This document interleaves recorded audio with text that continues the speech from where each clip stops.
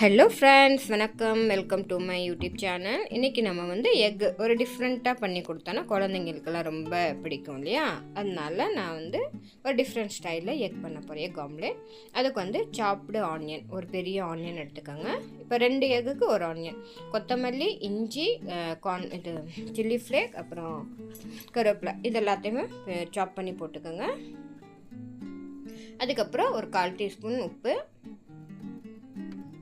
1/4 teaspoon ஜீரகப்பொடி கண்டிப்பாக போடுங்க, ரொம்ப டேஸ்ட்டாக இருக்கும் அப்போ தான். இப்போ இதெல்லாம் நல்லா மிக்ஸ் பண்ணிவிட்டு இதில் வந்து நம்ம 2 எக் உடைச்சி விடணும்.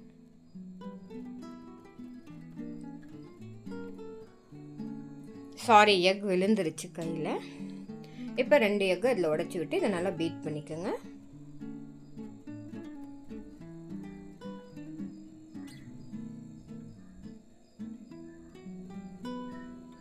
இதை நல்லா பீட் பண்ணணும்.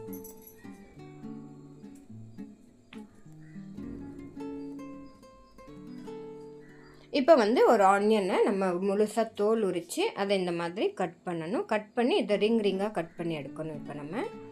இப்போ ரொம்ப தடியான ரிங் கட் பண்ணால் நம்ம தனியாக பிரிக்கும் போது உடஞ்சி வரும். அதனால ரொம்ப தடியாக கட் பண்ணாதீங்க. நான் அப்படி பண்ணி ஒரு இது எனக்கு சரியாக வரல.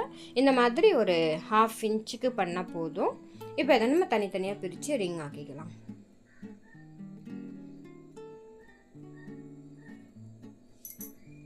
இப்போ நம்ம நிறைய ரிங்ஸ் பண்ணிட்டோம்.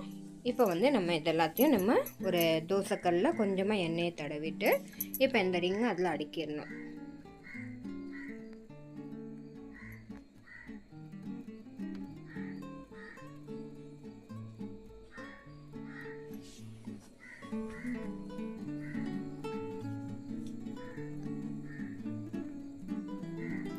இப்போ இந்த ரிங்கெல்லாம் ஒரு சைடு லைட்டாக கொஞ்சம் கோல்டன் கலர் ஆனதுக்கப்புறம் நம்ம இதில் வந்து இந்த பீட் பண்ணி வச்ச எக்கை டீஸ்பூனில் எடுத்து ஒரு டேபிள் ஸ்பூன், பெரிய டேபிள் ஸ்பூனில் ஒன்றா ஊற்றிட்டு வரணும். கீழெல்லாம் சிந்தாமல் அழகாக அதுக்குள்ளேயே ஊற்றுங்க.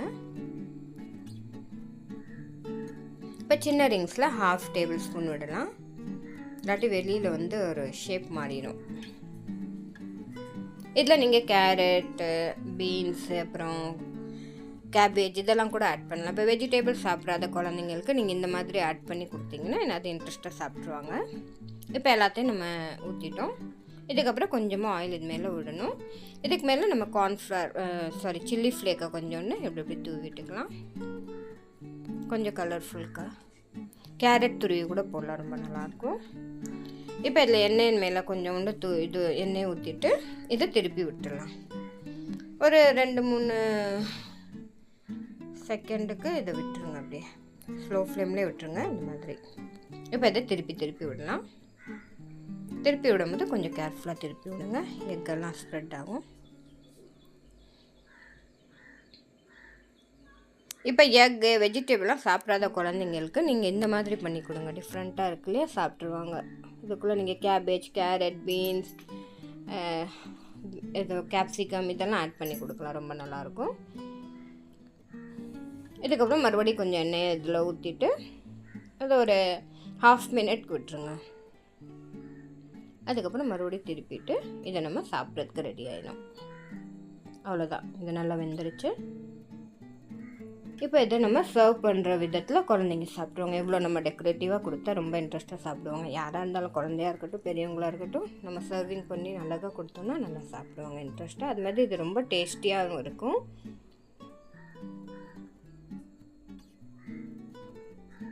கண்டிப்பாக ட்ரை பண்ணுங்கள் ஃப்ரெண்ட்ஸ். அதே மாதிரி என்னோடய சேனலுக்கு சப்போர்ட் பண்ணுங்கள். இதே மாதிரி நிறைய வீடியோஸ்க்கு நீங்கள் என்னோடய சேனலுக்கு சப்போர்ட் பண்ணி சப்ஸ்கிரைப் பண்ணுங்கள், லைக் பண்ணுங்கள், ஷேர் பண்ணுங்கள், மறக்காமல் கமெண்ட் எழுதுங்க. ஓகே ஃப்ரெண்ட்ஸ், தேங்க்யூ, பாய்.